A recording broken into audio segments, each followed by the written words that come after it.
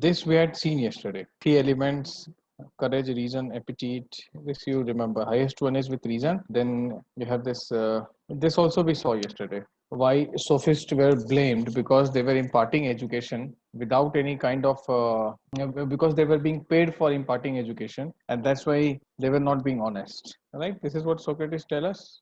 Plato tells us, along with his guru Socrates. So, how to get true knowledge is something that we shall focus on today. So, I'll tell you the theory of knowledge, the knowledge which Socrates and Plato have given to this world. So, this is the knowledge I'm going to give to you all today, which gurus like Socrates and Plato have given to the world. Are you ready for it? So, how to get true knowledge then? True knowledge is within us, is what he's saying, that true knowledge is within us. Soul is the guide and enlightenment of soul is needed, which is not happening. Why it is not happening? Because you are not enlightened, you are not governed by the reason. That's why it's not happening. You are governed by what? You are governed by appetite, you are governed by your all sort of other things. That's why uh, because you are not governed by reason but with courage and that appetite. That's why your soul will not be enlightened. So once you become a man of reason, enlightenment will come into your soul. Plato is not so much against sophists like Socrates was, but yeah, Plato also had his serious disconnect that we'll see. Okay, so enlightenment of soul is needed. Only then you can get some kind of true knowledge. Listen to the soul through dialectics.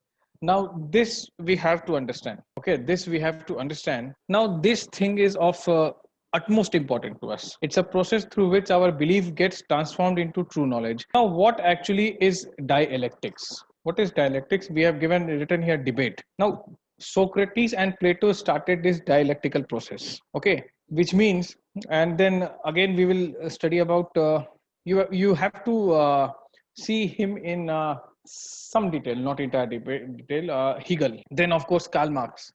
So this dialectics, which was a method used by Socrates and Plato, will be again used by Hegel in medieval times and then by Karl Marx in modern times. So what is dialectics? Dialectics believes that every process has some inherent contradictions.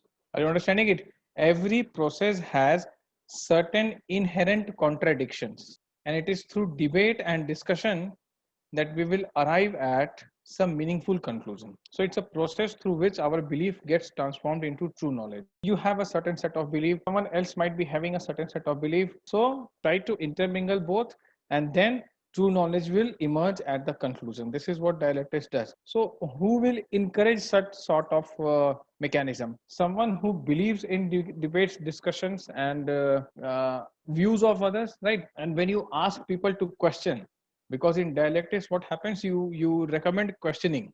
Okay, I often say, if you have a question, you ask me, right? So this can be a form of dialectics. And why would I say that? Because I want you to understand each and everything. I want no doubt to be remain whatsoever. And if I'm scared of your questions, right, if I'm scared of your questions, I'll never say that ask question. So someone who is scared of what he might be facing when a question is uh, coming in front of him or her, he will never encourage dialectics. So when Socrates says that ask questions, that was not the time when people used to ask many questions to the people who were in power. So that created, when Socrates said these things, it created a lot of social transformation, a lot of, churning started to happen. And it was not like, are you understanding it? Because once you start asking many questions, then simply put, a method of argument, a method of discussion through which some meaningful conclusion or true knowledge will emerge. Now, when we will study Karl Marx, we will see it in more details, because we will talk about dialectic materialism. Through dialectics, I'm repeating it, Sam. Through dialectics, it's a method of argument, conversation, discussion, debate. Some true knowledge will emerge. Okay, we have to revisit dialectics when we will study Karl Marx, but then he will talk about dialectic materialism. They are talking about dialectic idealism. Now, how is it different? Again, we are coming to it in a while. See, after last class which happened yesterday, you are now in a position to tell theory of knowledge.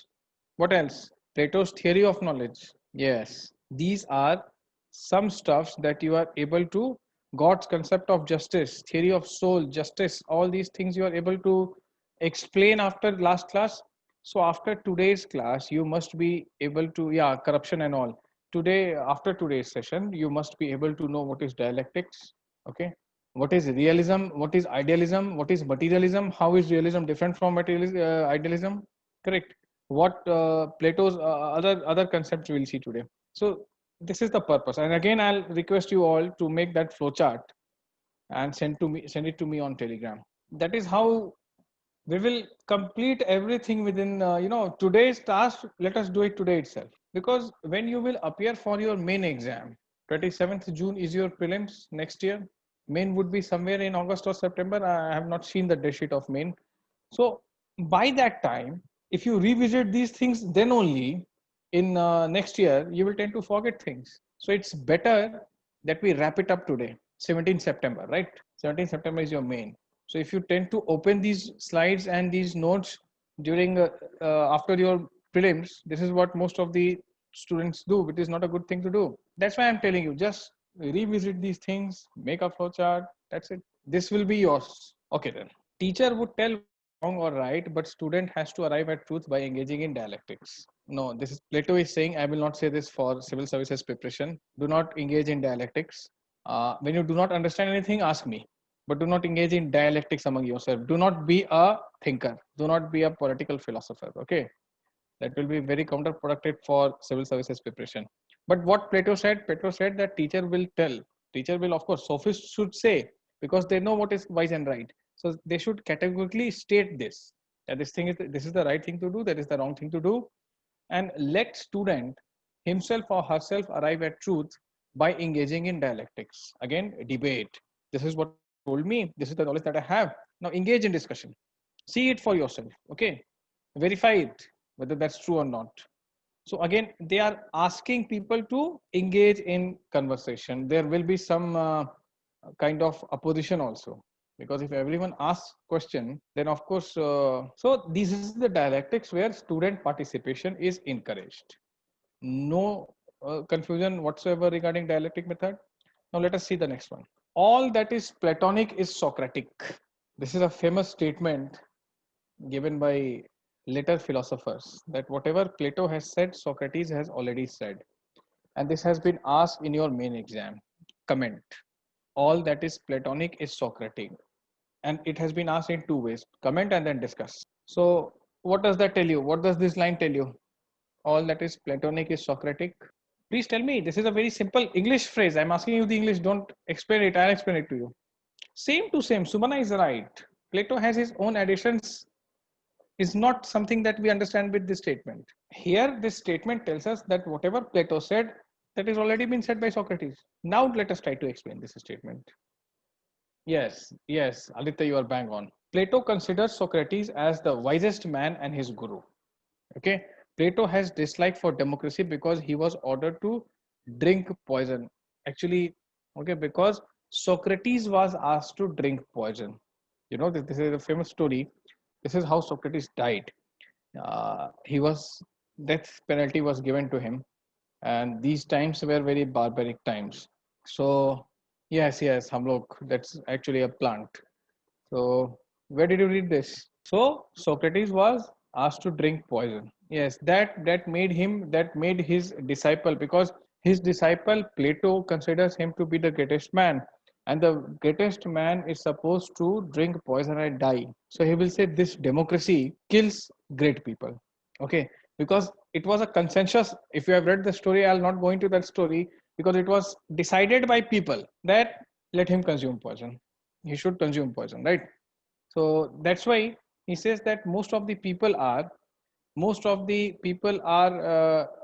not having so much wisdom like Socrates, and they have. Okay, I'm telling it, Sumana. Listen. So because through most of the people decided there, whosoever kind of punished Socrates, it was decided by not one person but a group was there, and that group represented the state.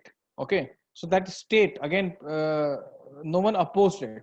So it means that democratically speaking, that people were in favor of Socrates drinking the poison. Now you understood how democracy was blamed here, because no one opposed it, right? So Socrates was killed democratically through a consensus. That is why Plato is never in favor of democracy. Now, another thing, Socrates did not escape from prison. This is also the famous story. If you have read this story, you must be knowing it. That he had an opportunity when he could have escaped, and then he would have lived. Then he would not have been forced to consume poison. But he said the state has ordered me to consume poison, and if I escape, I would be defying the state. Okay, I would be defying the state, and that's not a good thing for a citizen to do. Despite getting an opportunity, as he wanted to prove that citizen has a duty to obey the state. So even if state asks me to drink poison, it's my duty as a responsible citizen to follow it. So Plato also says this thing. Both have dislike for democracy. Okay, Socrates was also not very much in favor of democracy. Plato says that this is what killed my guru. I'll never support it.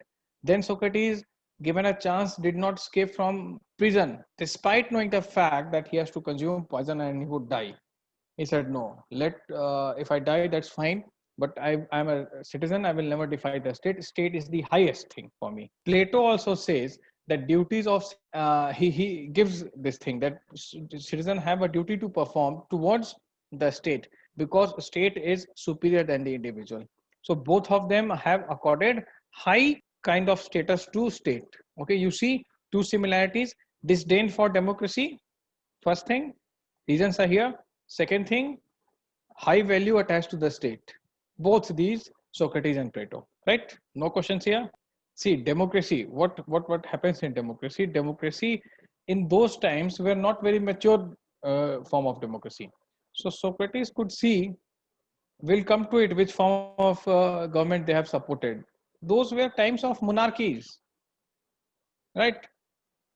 So monarch has to be checked in certain way, but state is absolute. State is absolute. Democracy is not a good thing.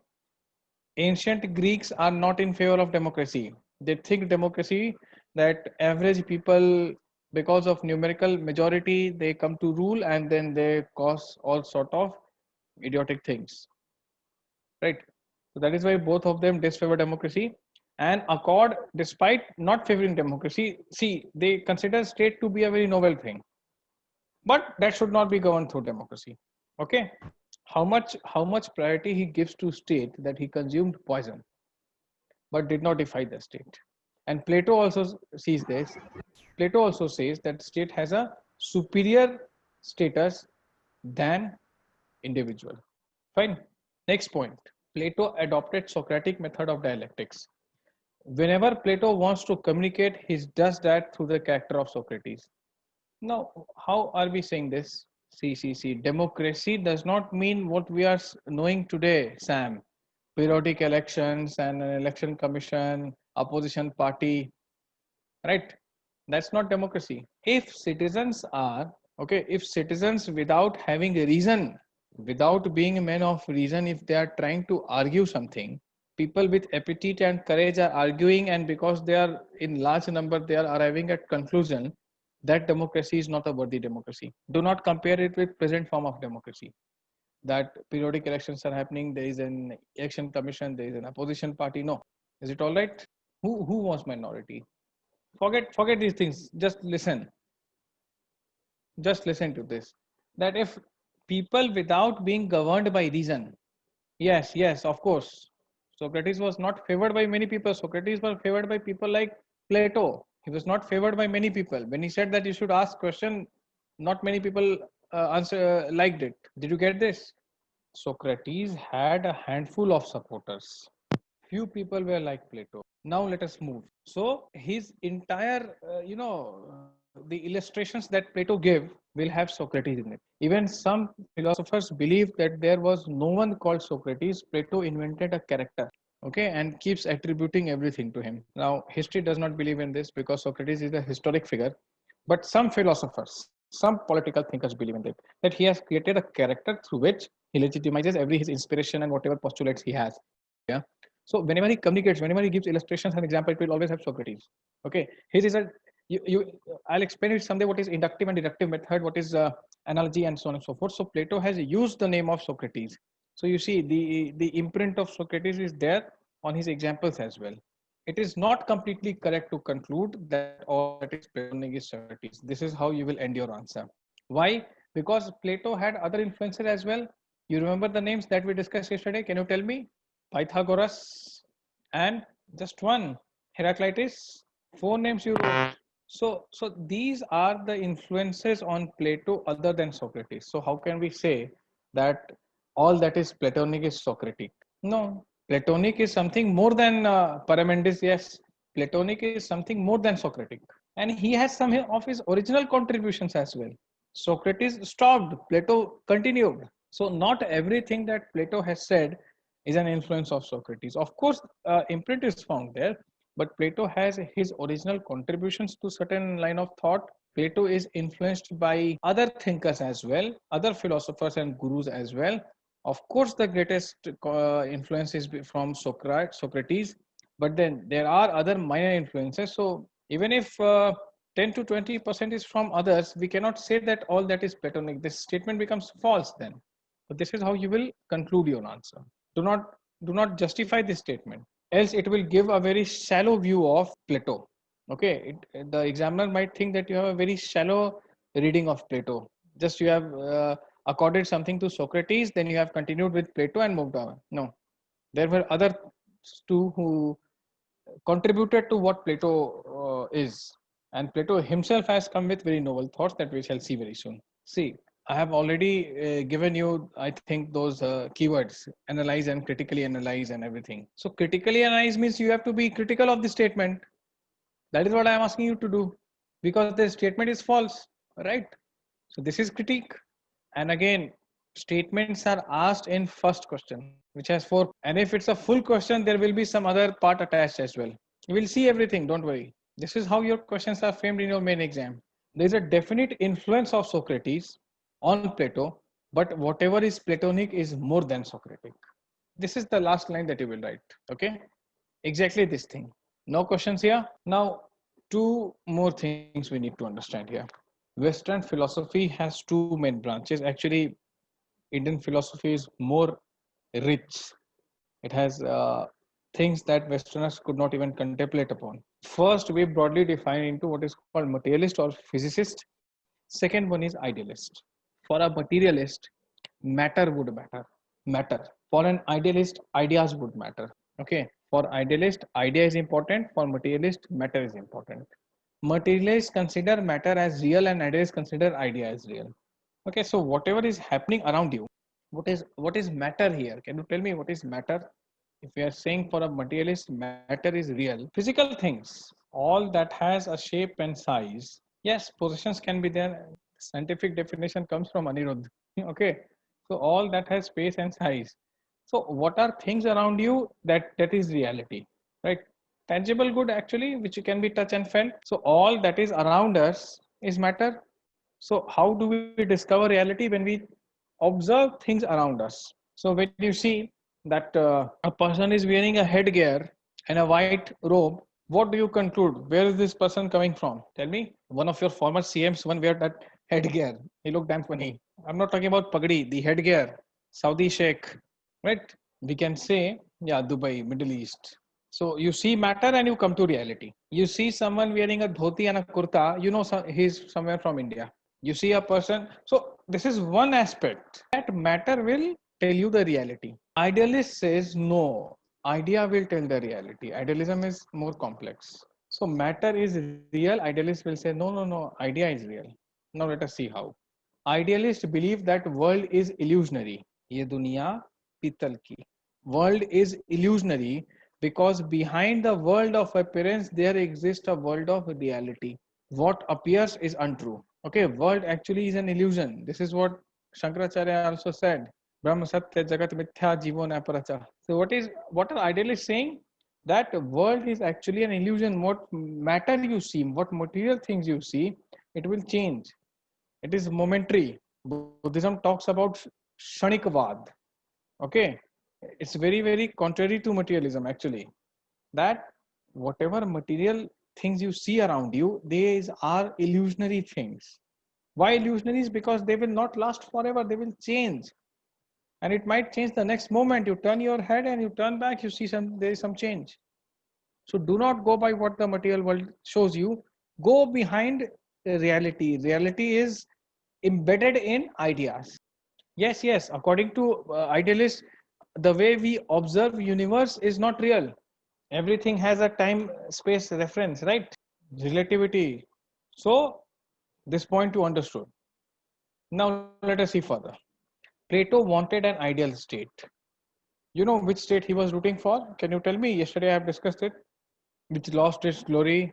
Athens. Athens was the name of the state, and he wanted Athens to be a perfect idealist state.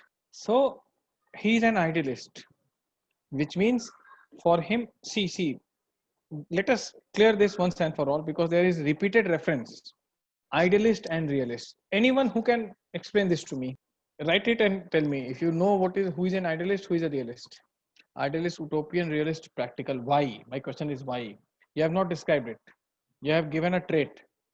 If you can describe what is idealism and what is realism, and why idealism is utopian. Realist is concerned with what is happening. Idealist is concerned with what should happen. Okay, so there are more responses.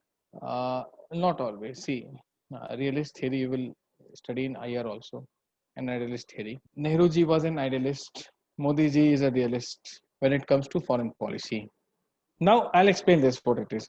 Realist is concerned with what is happening around, and he will state the obvious, and all his actions would be taken accordingly. Idealist would say this is happening. No, this is not correct. This is how it should happen, and all his steps and efforts would be taken accordingly. So he has an idea within, and he wants to implement that idea. He wants the world to act in tandem with the idea that is deep rooted within. Did you understand this? So now one more thing. Plato wants an ideal state. Now Athens, physicist, materialist is something very close to realist. Idealist we have understood, and what idealists believe in it, that also we have understood. Now the second thing, the second part here. What would be there in his ideal state? Okay, so a person can reason only to can only be able to understand an idea. A person who can reason. Again, three types of things we said: reason, appetite, third was courage. So a person who has the ability to reason. Okay, so what they are saying that uh, three types. So someone who can reason can only understand the idea. Else, people who are having courage and appetite will be governed by matter.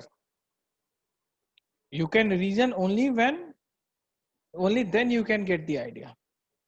Correct? Philosopher king has the quality of reason, and only he can make Athens an ideal state. Because we have seen why philosopher king is needed.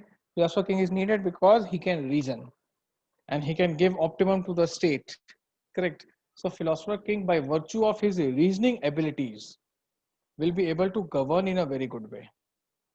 Correct? And he will be able, whosoever is the philosopher king, will be able to make Athens an ideal state, is what Plato believes in. So Athens has to be an ideal state. And who can do that? Someone who can reason. Who can reason? Who gets the idea? Who gets the idea? The philosopher king gets the idea. So only he can make Athens an ideal state. Point conveyed to all of you. Now next thing. Plato believes that idea forms the essence. We need insights to understand world of ideas. Okay. Like you need sight to see material. You need sight to see matter. You need insight to see ideas. Remember it this way, that you need a sight to see material things, but you need insight to see ideas. That idea forms the essence, and you need to have insight. Where will that insight come from? When you can reason, when you have the ability to reason out something, rational faculties need to be intact within your brain. This is okay with all of you? Yeah, आया कि नहीं आया समझ में? We need insights, that is we need to have ability to reason out, then only we will get the ideas. Idea is a perfect manifestation of anything. Have you seen God? Any atheist here? No atheist, I guess. So all believers out here, have you seen God? I'm not asking manifestation of God that you might see in your parents or anyone else. No one has seen God. You have an idea of God, right? You have an idea of God. And all those who believe in God believe God to be omnipotent, omniscient, benevolent, right? All powerful, right? So that's a perfect idea. That is why idea, when you get an idea, you get a perfect manifestation. What is within, if it comes out in the open, there will be nothing that will be better than that. God is actually an idea, is what Plato says. Because no one has seen God. That's why God is an idea. An idea can be a perfect manifestation. And one more thing I would like to tell you, actually, I don't want to get too much into Plato's philosophy because our exam demands us to confine ourselves to the political philosophy. Now, political philosophy is just an aspect of Platonian philosophy. One thing that I would add extra here, just for you to understand these things, that he believes that ideas are innate. You understand what is innate? We are born with ideas. INNATE. Ideas are innate objects. They are like imprinted in our brains. So when we see something, we relate with that innate idea. When we see something in the material world, we relate with that innate idea. Did you understand this? And whatever idea you have within you, material cannot match it because you have an idea. Idea is a perfect manifestation. Like God is an idea. Nothing can be better than God. Did you understand that? Ideas are within, ideas are innate objects. You are born with those innate objects. As you grow up, you see material world around you, you relate with your innate ideas. INNATE, innate means something that we are born with. Understood? Questions anyone here? So ideas are ultimate reality. Plato's allegory of cave story. How many of you know this? Did you read this in your state board? Only Shreyas knows. Sam also knows. Okay, I'll tell it. And then you will understand what is the power of an idea. What happens is there was a cave and there were few people inside that cave. And these few people never got a chance in their life to come out of cave. And all their life, they were facing one side of the cave. There is something behind me, there is something in front of me. If I change my posture, I will see it and I will not see that wall, right? But people in that cave were always on the same side, which means they cannot turn their back. The people in the cave do not have the facility or ability or whatever to move around. Is it all right? Which means they are always seeing the front. यहाँ तक okay? सारी कहानी इसी पर है. That's why I'm asking. Is it okay till here? हाँ. So there is a opening to the cave. There is an opening to the cave, but they are not supposed to turn back. Suppose if there was this gate, okay. So if I cannot turn back, I cannot open it. So people in cave are always like this every time. They can move, they can come back, they can this, but they cannot take 360-degree turn, 180-degree turn, right? Always like this. So through this gate, sun rays come. They cannot see the sun, so they will feel sun rays here, and that sun, the rays coming from sun from behind, will cast shadow on this wall. ऐसे ही होगा ना? The sun rays coming from behind will cast shadows on the wall. Yes or no? So people living in cave think that the shadows are being cast every day. This is what world outside the cave is. Whatever shadows they are seeing every day, they think world outside this cave is this. These shadows are the world outside. What sort of world it is? These shadows every day the same. So what are the shadows that they would see? Some trees outside the cave, themselves being casted, or some other rocks which come. Sun is here, sun is shining, and whatever is on way, they are witnessing it. So they believe the outside world, the world outside this cave, is the shadow that we are seeing here, right? One of them goes out of the cave one day. Don't ask me how and why, because I told you that they cannot turn back. I don't know how. Plato did not tell this. So one of them steps out of the cave one fine day. And then he sees, no, because students often question me that you told that they cannot turn back, then how did he got out? Plato died more than 300, 400 years before the birth of Christ. We cannot come to, we cannot question him, right? You cannot even do planchit. The soul must have now attained mukti. So one of them goes out of the cave, and then he's shocked to see the outside world, because what was his idea of outside world? The shadows on the wall. So when he goes outside, he's like bewildered, astonished, shocked, surprised.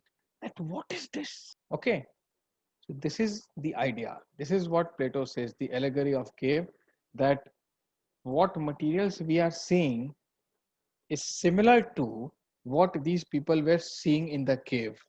So when you come out of matter, when you go into the world of ideas, only then you step out of cave, and then you become surprised that there was something so much to know. And I used to think only these things that I'm seeing is reality. Is it all right? Did you understand? If not, I'll repeat it. Please tell me.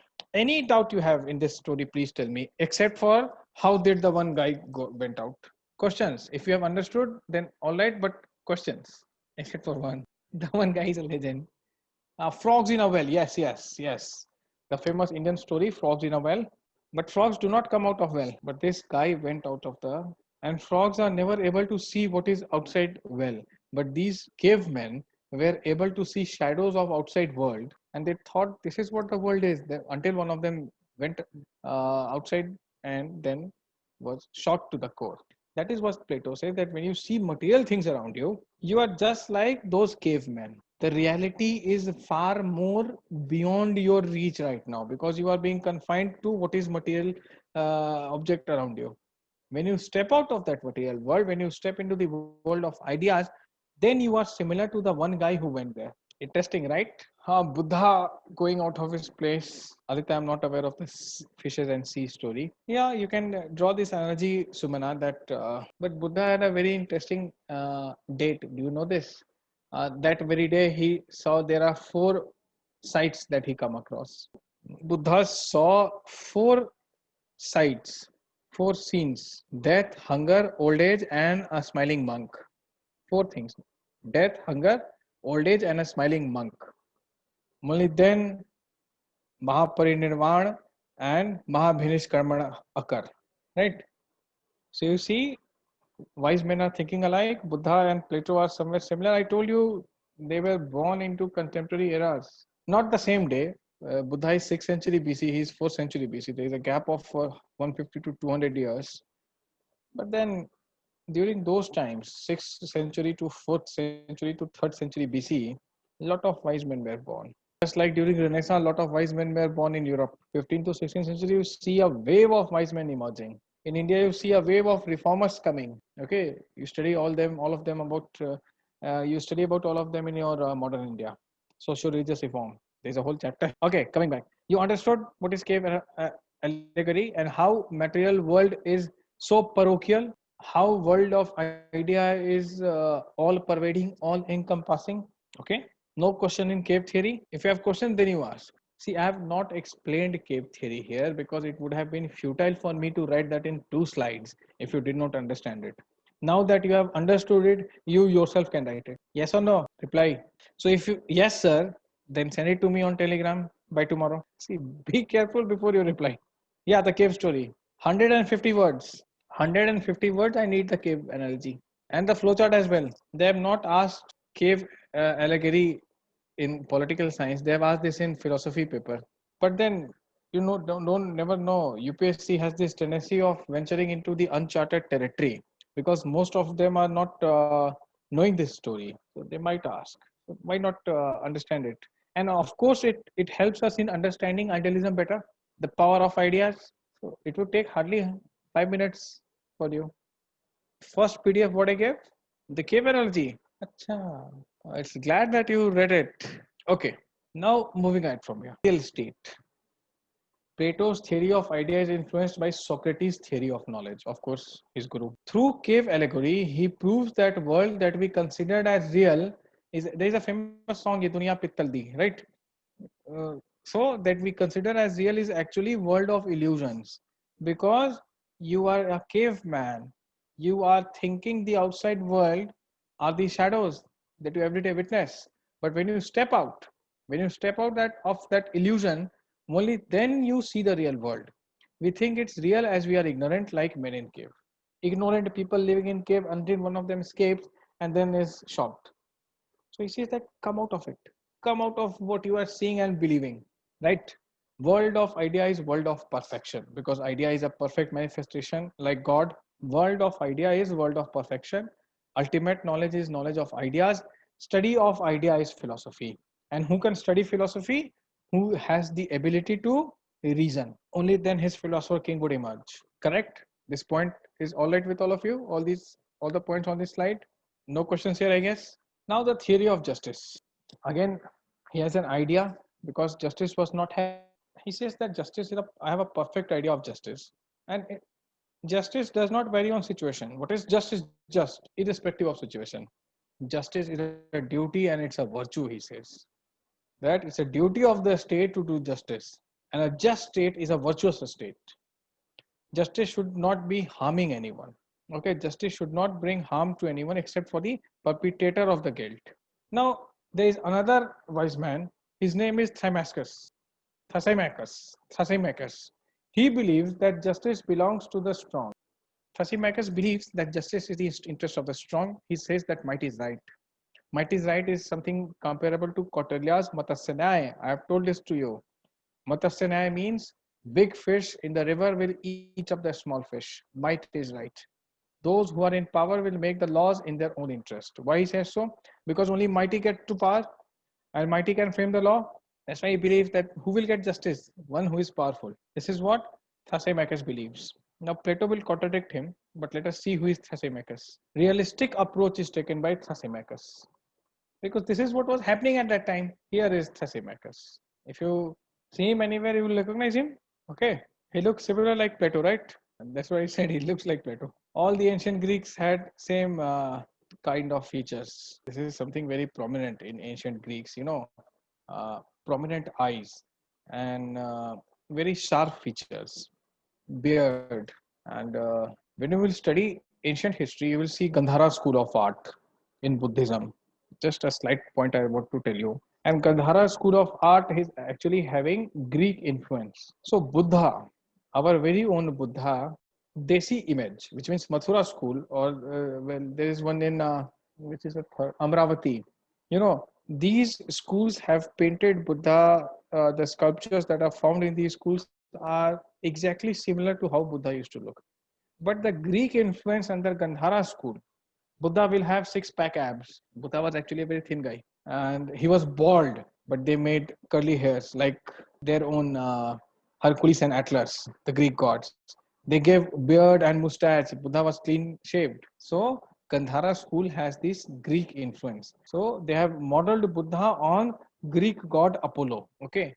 So you see the same features here. So might is right is what this guy is telling us, Thymaeus. Now Plato would contradict him. This is not sad posture, Vishnu. This is actually a contemplative posture. Philosophers do not often smile. They are serious. Okay. They look serious. So they have to cut this image that they are thinking. They rarely smile. Now Plato will contradict him. Plato said might is right applies to natural world, but not to social world. A social system would collapse under might is right. See, you can say this that Darwinian, Charles Darwin, right? Organic evolution theory might apply to physical world, that so and so species have made so and so species extinct because they have better evolutionary capabilities. It cannot apply to human social environment because then the entire system that we humans have created over a period of time would collapse. So he says that do not say might is right for anything other than natural world, never for social world created by man. Okay, harmony will be destroyed and one should not disobey the state because state will ensure that might is not right. State would intervene if the mighty starts subjugating the weak, and it will destroy the harmony as well. That's why his guru actually took poison instead of escaping, right? So never disobey the state. Now this guy Thymaeus tells us what is happening. That's why he's a realist. Simply, Plato tells what ought to happen. He's an idealist. He has an idea within his mind that this is how. Whom do we call idealist before studying political science optional? Honest answers. Whom did you refer to as an idealist in common parlance? Someone who talks big? Modi. All prime ministers sound like that. You would say that you are being an idealist when you say Suppose you are caught on the road now that the Motor Vehicle Act has been amended. I'm talking about pre-amendment era. When you were caught on road and instead of paying the challan, you pay 100 or 200 rupees to the traffic police.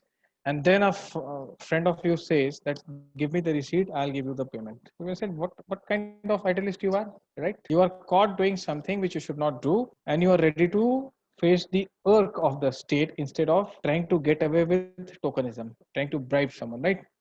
So the one who does not do that is considered as an idealist. This happens very commonly in Delhi. I don't know if it happens in your city, but here people have a panache for, kind of breaking doing such small mistakes and then getting away with it with what they call jugaad.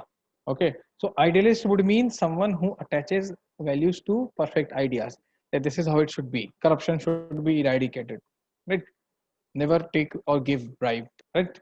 He is the one who is considered to be idealist, who differs from what is happening around, and he wants to implement what is within the mind. Is it all right?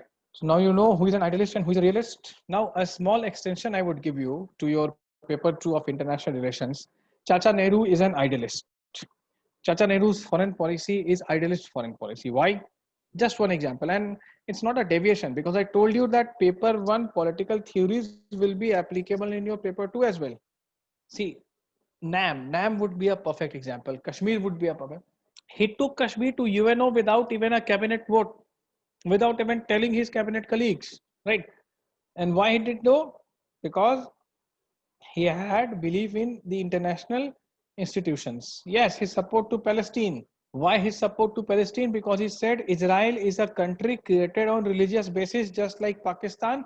So we did not support Pakistan. We did not support Israel. One of the reasons. There were other reasons as well that you will study in your IR. He believes in non-alignment. India and US were having best of the relations after 1947. Yes, that's true. US and India were having best of the relations for 2 to 3 to 4 years post independence. I don't know if you are aware of it, but then India openly took pro-Soviet stand, so US had to come down. Okay, Pakistan was a part of Southeast Atlantic Treaty, one of the military pact that was created by US during Cold War. So shield, non-alignment, so we will not align with either of the superpowers. And he believed that if we stand for non-colonial, if we condemned colonialism and imperialism, we want the world to do the same. So if US appears to be an aggressor, I will never support him, because my internal policy is that I will condemn imperialism. If US is attacking Vietnam, okay, we will criticize US, right? Attacking other countries. This is idealism. What I want for myself, I want the world to operate in such a way. Now you see Modi ji's realism. What he says, is he much concerned where US is attacking, right? So realism is, I'll see the merit of the argument as it is today. You will study something about D. Modi became the first prime minister to visit Israel, first Indian prime minister to visit Israel. Why? Because 75 years of existence of India being pro-Palestine, Gandhi and Nehru were against the of Israel. India voted in UNO against the creation of Israel, and Israel was created on 14th of May 1948. And US imposed several sanctions on India post Pokhran. Israel was the only country which gave us logistic support in Kargil war. Now what happens? India sees that despite me being pro-Palestine, entire Arab world is lobbying with Pakistan on Kashmir. Just one Middle East country has sided with India on Kashmir, that's Iraq, Saddam Hussein. But Saddam is killed. So India says, what is the use of being with these people when they always side with Pakistan on Kashmir? And then India and Israel realize that we have the common enemy, radical Islamic terror. And Israel is not a neighbor of India with which you will have some tension or the other. Israel has mastered what is called reverse osmosis. They are in desert and you get 24/7 supply of pure water. We have seas all around us, and we can't give access to. So it's pragmatic for us to engage with Israel. That's why Modi ji went there. Nehru would have asked, why are you bombing Gaza? Pray for Gaza. India said, that's your internal matter. I am not concerned. That's between you and Palestine, I am friends with both. This is what the late Foreign Minister Sushma Swaraj ji said in the parliament. There's a 52-minute speech of Sushma Swaraj. That's a crash course on foreign policy. I'll someday send you the link. Okay, so she said that it's their internal matter and we deal with them separately. Nehruji would have said, no, you are bombing Gaza. You are bombing Palestinian cities.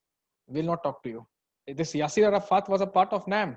You understood difference between realist foreign policy and an idealist foreign policy? One word I gave you today, dehyphenation. I went into paper 2, but I can't because realist and idealist will come in your paper 2. Okay, dehyphenation means that there are two people and here you are friends with these both, right? Now these two fight amongst themselves and you know he is at fault. So you side with him, the one who is not at fault, and you both are against him. Am I able to convey this to you? This person, these two people are friends with you. They two fought because of his mistake. So you both come together and you both abuse him, slander him, target him. Okay, this is what India used to do. Now India has said dehyphenation. What you two are fighting for is not my concern. How you are dealing with me, how you both are dealing with me is my concern. So I will have friendly relations with Israel, security. I'll have friendly relations with Palestine as well. They are not threat to us. Hamas is not a threat to India, right? This is dehyphenation. I have dehyphenated both of you. I'll deal with you strictly on the basis of merit, bilateral merit. Any other factors, I'm not concerned. Now you know the meaning of the term dehyphenation. So Modi ji has dehyphenated the foreign policy. Actually, Bhutan persecution of Rohingyas, if at all it's happening, India is not concerned. You will not forget now this. You will study these things in your paper 2. Shall we move now? Enough of realist and idealist. Plato suggests it's easier to look first at justice in state than at justice in the individual. You remember that yesterday we discussed state is individual writ large. So if writ large is having justice, individual will always have the justice. So instead of picking every individual and trying to do justice with them, it's best to create a just state. Every individual will have justice because state is individual writ large. Just state is one ruled by philosophers, and that means a state in which appropriate division of classes, functional specialization I talked about yesterday, appropriate division of classes and therefore of virtues is maintained. So just state always will be ruled by the philosopher. Philosopher king is a man of reason, only he will be able to do justice. He is a man of ideas, not of material wealth. And that means a state in which appropriate division of class, again connected with what we discussed yesterday, functional specialization, and therefore virtues will be maintained. A person will do what he or she is best at. Justice is the virtue of the virtues, most treasured virtue. It is the virtue of maintaining the proper relationship among wisdom, courage, and temperance. Okay, so we all have different types of trait, and justice is when we maintain good proportion, what is required. So of course, wisdom is the highest level, which will come through reason. Of course, courage is also needed and other things are also needed. But then being a just person, you know that wisdom will be accorded highest priority. No issues here. So simple thing. The justice is the virtue of virtues, and one of the essential criteria for justice is to maintain proper relationship, proper proportion of different traits, wisdom, courage, and temperance. Of course, wisdom should be highest. We have discussed it yesterday also. So how will you be just when state will be just? Do not focus on giving justice to individuals. Focus on making, this is a top down approach, or I'll repeat that, Shes. It's a first answer my questions. Just state will have every individual accorded being accorded justice. This is a top down approach or a bottom up approach? No, it's a top down approach. How it is both? How it is bottom up? Why are you people getting confused? See, bottom up would mean that you empower every individual, you get an empowered state. You accord justice to every individual in the state, then you get a just state. This is bottom up. Top down is you make a just state, every individual automatically will have justice. So this is a top-down approach. Okay. So what it is, Anirudh, we are not going into the merit. I'm just stating the obvious, what Plato has told us. You can always argue against it. No, it's not different at all, Sarath. He is having an idea which he wants to implement. You can call it theory, you can call it assumption, you can call it an idea, because it could never happen. It's nowhere in ancient Greece or currently also. What do you call a just state? There are some people who are always wrong, so 100% is never possible. And again, just a state, it's not like it's always ruled by philosophers. Ayatollah Khomeini of Iran fits into my definition of philosopher king. But Iran is far cry from a just state, right? Is it so or not? According to the Plato's definition, Ayatollah Khomeini would be a philosopher king, but is Iran a just state? He is the supreme leader? Not at all, correct? So I'm not saying what he said is 100% true. There are aberrations and exceptions. Did you understand this? Which third point? This one. What is the confusion, Sarath?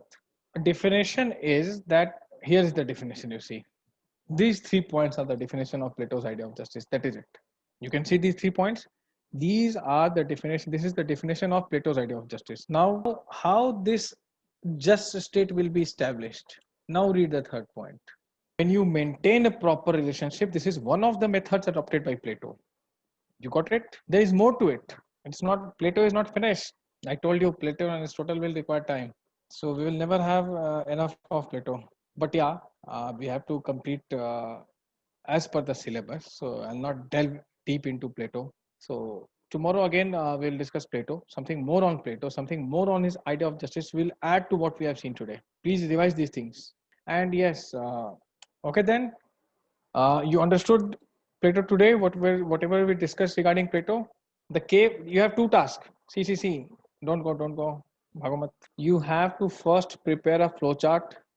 Now, what is that format of the flowchart? Theory of justice. Plato's theory of justice. Second, or when you write this, which point appears most easy to you in Plato? Now. So, what are the points of similarity? Socrates poisoned. Plato says democracy is not good.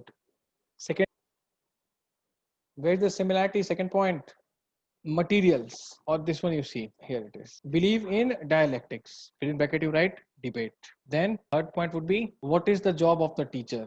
Both of them believe in dialectic methods of teaching. Then what else? Highest authority is to be given to state. Here also both of them agree. Then you see the conclusion that no, there were few other gentlemen who influenced Plato. So it is unwise to say that all that is Platonic is Socratic.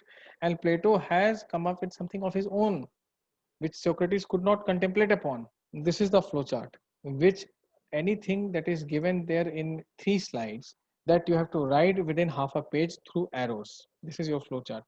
This you do in your Western political thinkers and Indian political thinkers, IPT and WPT. You will never forget anything at all. Second thing that I've asked you, 150 words, cave allegory. I have deliberately not written anything on slides. I have made you understand that to the best of my effort. If you have understood it, I want to see if you can write it or not. These are the 2 things that I was supposed to do. Send it to me on Telegram tomorrow before the next class. All right. Okay then. Goodbye for today. Good night.